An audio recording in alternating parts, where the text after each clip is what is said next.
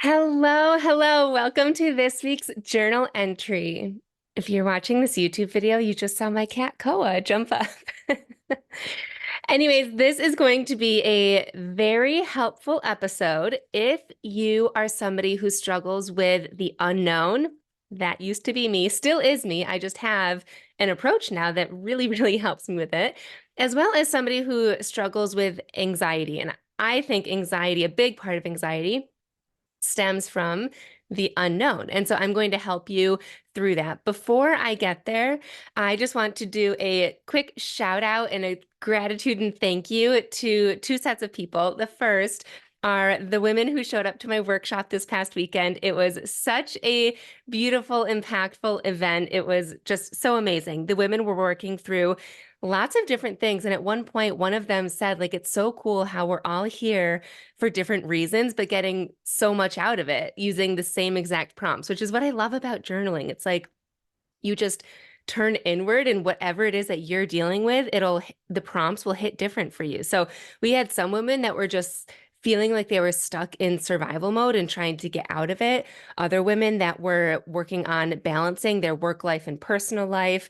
Some women dealing with people pleasing and others with like the all or nothing or black and white mentality. So a big array, which was really cool to experience them like working through it. So thank you if you showed up. Thank you, thank you, thank you. It was awesome to be able to guide you through all of that. And then second, I have been noticing more people rating this podcast episode. I think you could even do it right now. Just like swipe up wherever you're listening and just rate a star, 1, 2, 3, 4, 5. It's really cool seeing the value that hopefully bringing to you in your ears. All right, so let's dig into the juicy stuff for today. I remember the first time that I ever thought of this, and it was when I became a new mom.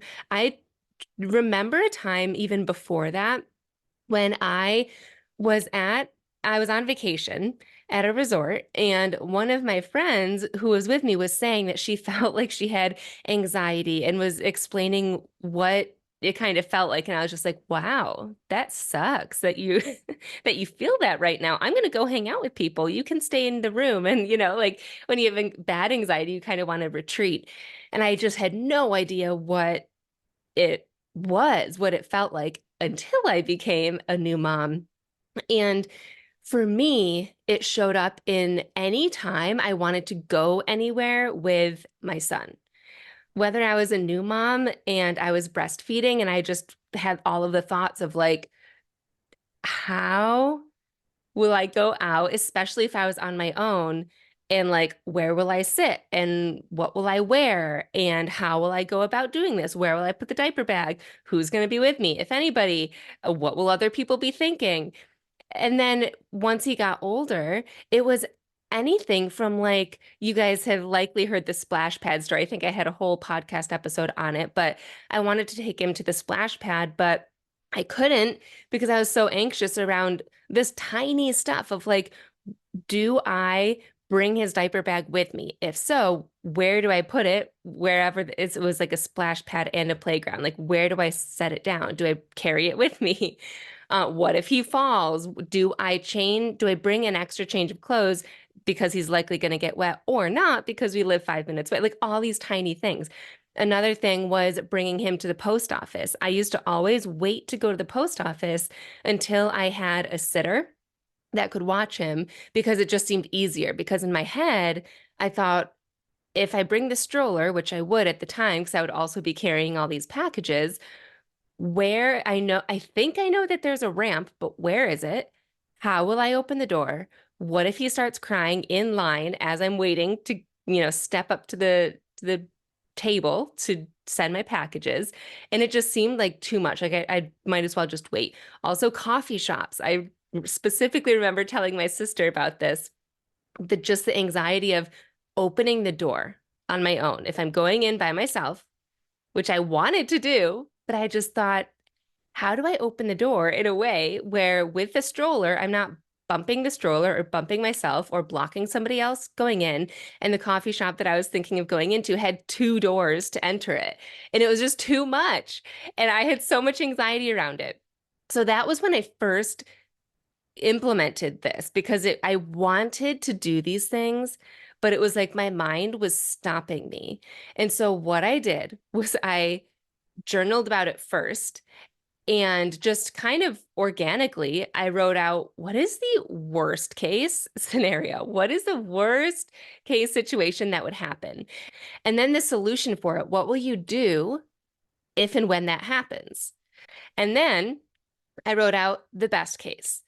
And I just chose to focus on the best case scenario. But there is a key. So stay tuned because there is a key in the middle that will help you because a lot of people do this and then they're like, great, but now I'm just thinking about the worst case scenario and I don't want to get stuck in those like negative feelings. So I do have a super simple trick for that. But journal out the worst case scenario. So for me, like the post office and the coffee shop, that was this very similar situation where, you know what, I won't find the ramp for the post office and or I'll get stuck in the door. Same thing with the coffee shop.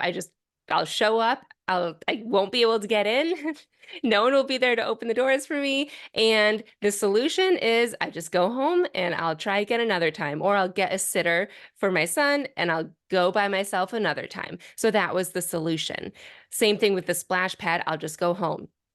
Another less likely relatable scenario, but very recent for me, was egg freezing. And this was an interesting one because I had picked a worst case scenario, but it was one where I just felt trapped because the scenario that I chose was that I would give up, that I just wouldn't follow through because the shots were too painful, or I just couldn't get myself to give myself the shots.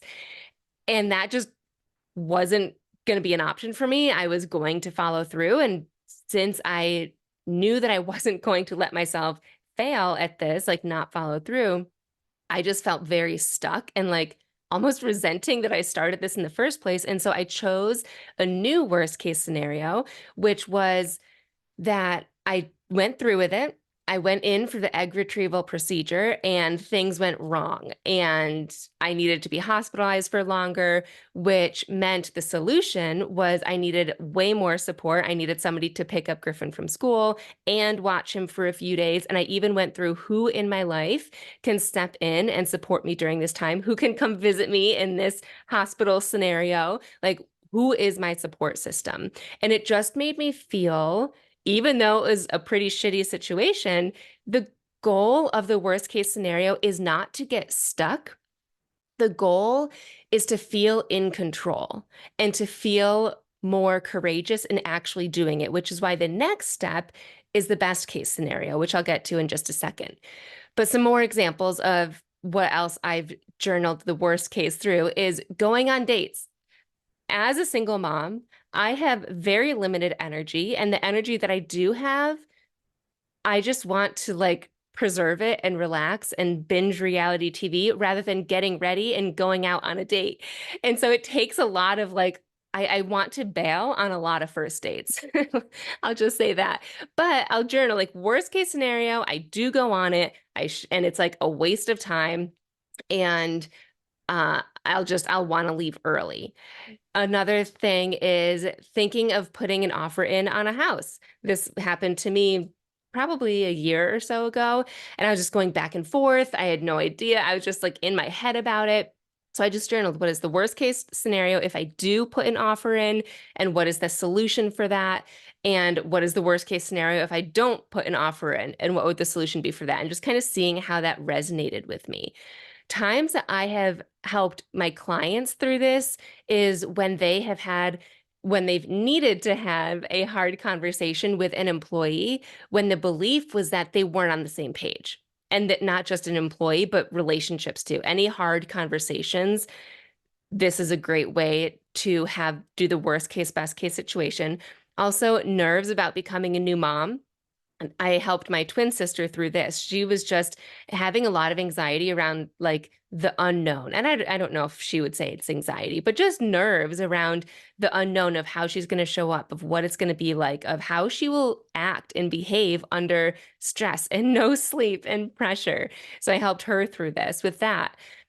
Deciding where to invest their time and money, as well as social situations. You can use this through like so many situations. So the first step, as we've talked about, journal the worst case situation. Then, if that happens, what will you do? What is the solution? And remember that the key here is just that you feel in control. So that solution that you come up with, you just can kind of like put in your back pocket and know that if it happens, you have a plan. That's like your backup plan, your plan B. And here's the key. The key is to then release it. You can be confident that if shit hits the fan, you will have a plan of what to do. And you no longer need to think about that. You can now release it and move on to the best case scenario. And this is where you lean in to how good can this get? What is the best case of this actually working out? What will it look like? What will it feel like? How will I go about this situation? How will others go about this situation? And lean into that, write as many details as you can, like really picture it and feel it. And that is what you focus on. Anytime the worst case scenario pops up, or that usually isn't what pops up, the anxiety pops up again, or the unknown pops up again, that is when you can very gently, gracefully, and quickly remind yourself, I have a solution for that. I don't need to spend time focusing on it. This is what the outcome will be, and just lean into that best case scenario.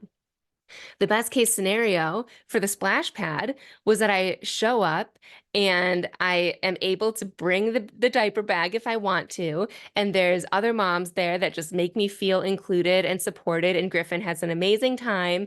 And he doesn't get too wet and I don't need to change him. And we go home and then we have a snack and then he naps for 5 hours. The post office is I park. I see the ramp as I'm driving up, so I spend zero time wondering where it is. And then I realize there is a handicap like button that I can press that opens the door for me. And then I walk in and there's no line. I just get to walk straight up to the table and they help me mail my packages. For the coffee shop, I park, I get my son out of the car, and then there's people that are there to help me open the door. But I also, side note, I did YouTube how to open a door with a stroller. And I like practiced that for sure. So there's that too. If nobody was there, I could do it on my own. I was like gaining the courage and confidence to do that. Egg freezing journey was just that I went in for the egg retrieval and everything went smoothly, which guess what? It did. All of these things actually did happen. Going on dates, I've gone on dates and, the best case is that it just was a great time and maybe I liked the person, but it just didn't feel like a waste of time. It felt like a breath of fresh air and getting out of the house. Thinking of putting an offer in on a house, the best case situation for that is just clarity of just like feeling like I made the right decision one way or the other.